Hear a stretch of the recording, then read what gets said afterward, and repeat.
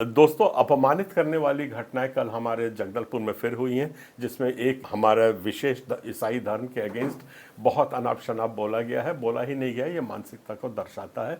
इसकी घटना ऐसी है कि सरकार की एक कन्यादान योजना होती है। उस कन्यादान योजना में हर ट्राइबल्स को, हर एक जितने भी गरीब तबके के लोग होते हैं, सरकार उनका ब्याह का प्रबंधन करती है और उनको कुछ इनाम दी जाती है, वो जिसकी कीमत करीब करीब 50,000 रुपये होती है। ये एक सरकारी योजना है।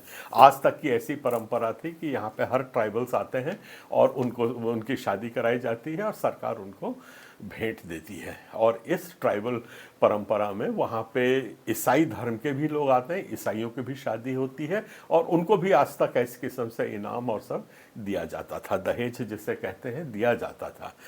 जगदलपुर से 23 किलोमीटर की दूरी पे वहाँ पे एक अपना एपिस्कोपल चर्च है। वहाँ भी पादरी को बुलाया गया कि इसमें ईसाई समाज की आज उपस्थिति नहीं है, तो कृपया आप आइए और कोई वो आपके यहाँ भी शादी होने वाली है तो उसको शादी कराइए। जो ही पे वो शादी करने के लिए गए, वहाँ पे उनकी शादी हो गई, सब कुछ हो गया।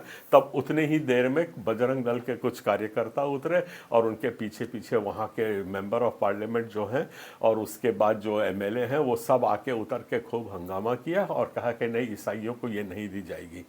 और इस तरीके से उनके जो उपहार जो दिए गए थे, जो दहेज दी गई थी, उसको वापस छीन लिया गया। ये है हमारे धर्मनिरपेक्ष सरकार। ये है जो हमारा संविधान कहता है कि सब नागरिक बराबर हैं। ये हम उनका परिचय आज दिए हैं। सबसे चौंकाने वाला बयान जो वहाँ पे आया है, हमारे कश्यप जी हैं जो वहाँ के विधायक हैं, उनने कहा कि नहीं, ये जितने भी इनाम दिए जाते हैं और दहेज दी जाती है, ये सिर्फ सनातनियों के लिए है। मैं इस पे घोर आपत्ति करता हूं। देश अभी सनातनियों का देश नहीं बना है। जिस दिन आप इस देश को सनातनी देश बना लेंगे, उस दिन आप सिर्फ उनको देना, हमें कोई आपत्ति नहीं है। आपने जो घोषणा करी है सनातनी के लिए है, और इस बात को स्पष्ट कर लीजिए कि जो आदिवासी हैं वो सनातनी नहीं है। तो आप वहाँ पर क्या ये बताना चाह रहे हैं कि जो वहाँ के ट्राइबल्स हैं, वहाँ के जो आदिवासी हैं, उनको आप जो दहेज उपहार में सरकार दे रही है वो नहीं देंगे और जो सिर्फ हिंदू धर्म का पालन करता है उनको दिया जाएगा? कृपया इसको स्पष्ट करिए। ये अशोभनीय बात है, असंवैधानिक बात है। आप संविधान से हट करके बात कर रहे हैं।